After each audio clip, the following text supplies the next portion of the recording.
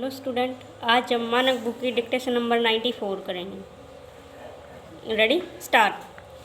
पंचवर्षीय योजनाएं सरकार द्वारा निर्मित वस्तुओं की अपेक्षित मांग पैदा करने में विफल रही हैं और केंद्रीय सरकार सार्वजनिक क्षेत्र के कारखानों को स्पष्ट लक्ष्य प्रदान करने में असफल रही है। विराम।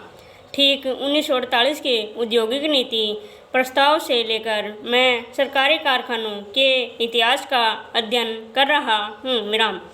पर बावजूद इसके मुझे इस बात का पता नहीं लग सका कि सरकारी कारखानों का उद्देश्य क्या है। विराम। वे क्या चाहते हैं? Question mark para. America, Britain, France में भी सरकारी उद्योग चल रहे हैं। विराम। वहाँ उनसे यह अपेक्षा की जाती है कि वे असाधारण खतरों की स्थिति में निर्मित हों। विराम।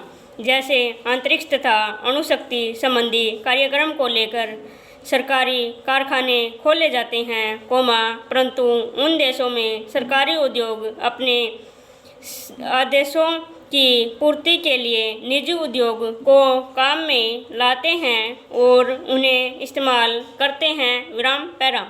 कुछ लोग कहते हैं कि औद्योगिक का उद्देश्य समाजवादी समाज का निर्माण करना है और राष्ट्रीय उद्योगों में आदर्शों की ऊंची गद्दी पर बैठकर आर्थिक प्रगति लाना है। विराम।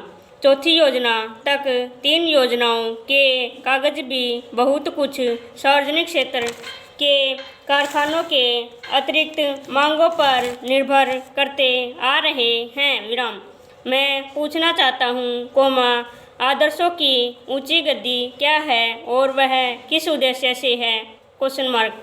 मेरे विचार में सरकारी कारखानों को केवल लाभदायकता के मानदंड से मापना ठीक नहीं। विराम। हिंदुस्तान इस्पात को देखिए। विराम। इसका उद्देश्य था देश में इस्पात की आवश्यकताओं को दृष्टि में रखते हुए अर्थव्यवस्था के आम विकास की आवश्यकता के अनुसार इस्पात की कई किस्मों को काफ़ी मात्रा में तैयार करना था। विराम। यदि केवल लाभ के लिए यह कारखाना खोला गया होता तो उसकी शकल सूरत कुछ और ही होती। विराम पैरा। सरकारी क्षेत्र के कारखानों की सफलता के लिए 2 स्पष्ट व महत्वपूर्ण उद्देश्य हैं और जो लोग उनमें काम करते हैं उनमें उचित मनोबल नितांत आवश्यक है। विराम। हिंदुस्तान इस्पात को केवल लाभदायकता के मानदंड से जांचना इसके उद्देश्यों को नज़रअंदाज करना है। विराम। पहला उद्देश्य है कि उचित मूल्य पर देश को इस्पात मुहैया करवाया और विदेशी मुद्रा के खोने को रोकना, न केवल मुनाफा कमाना। विराम। यदि यह कारखाना मात्र लाभ के लिए खड़ा किया गया होता तो आर्थिक प्रगति रुक जाती। विराम।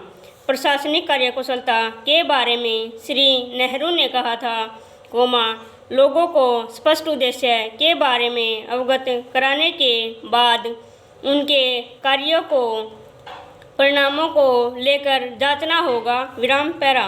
मैं महसूस करता हूँ कि जो लोग सरकारी कारखानों के लिए इसलिए आलोचना करते हैं कि मंडी से उत्तरदायित्वों तथा औद्योगिक उत्पादन की मांग संबंधी पहलू के प्रति सजग नहीं, बेहतर है कि वे लोग समूचे सरकारी क्षेत्र के 85% भाग का उद्देश्य साधारण मांगों को पूरा नहीं करना था, बल्कि सुनियोजित विकास की आवश्यकता की पूर्ति करना था। विराम।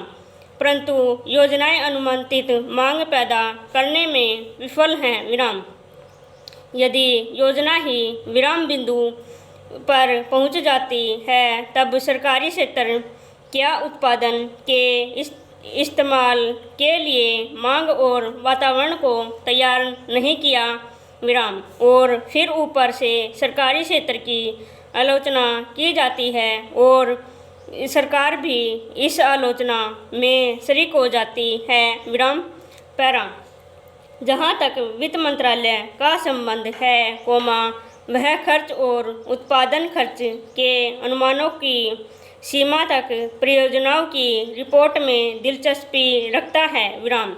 इसमें परीक्षा के तौर पर चलाए गए कारखानों जैसी बातों को किसी गिनती में नहीं रखा विराम। इसने उचित मूल्य नीति के प्रति भी ध्यान नहीं दिया विराम। परिणाम यह हुआ कि कई सरकारी कारखानों में गलत आदमी नियुक्त किए गए विराम। इस पर उचित ध्यान दिया जाए विराम। स्टॉप।